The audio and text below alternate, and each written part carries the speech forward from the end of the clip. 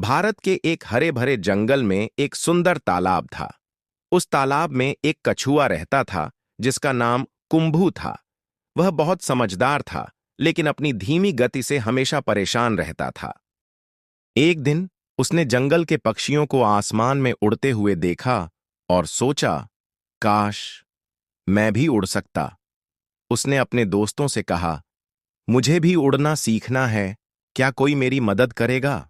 कछुए की बात सुनकर सभी पक्षी हंसने लगे। तोते, कबूतर और बगुले ने कहा, तुम कछुए हो, उड़ नहीं सकते।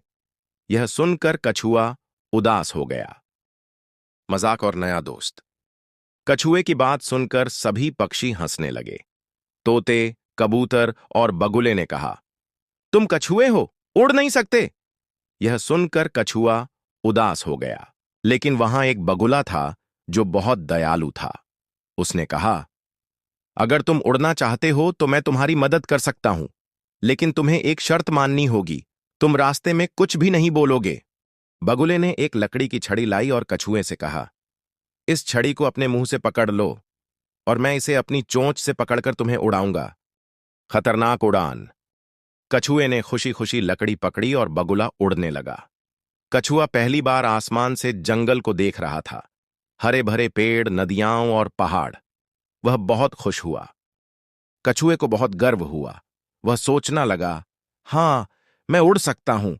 और उत्साह में उसने बोलने की कोशिश की, हां, मैं।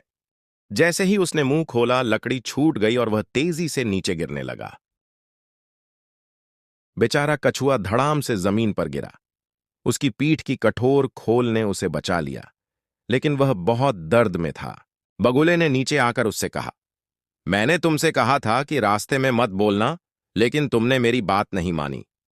कछुआ दुखी होकर बोला, मुझे समझ आ गया कि घमंड और जल्दबाजी से नुकसान ही होता है। अब मैं हमेशा धैर्य रखूंगा।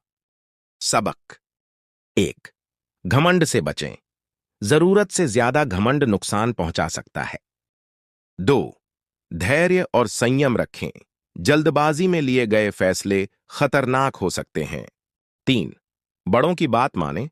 जो हमसे ज्यादा अनुभवी हैं, उनकी सलाह को नजरअंदाज नहीं करना चाहिए। क्या आपको यह कहानी पसंद आई?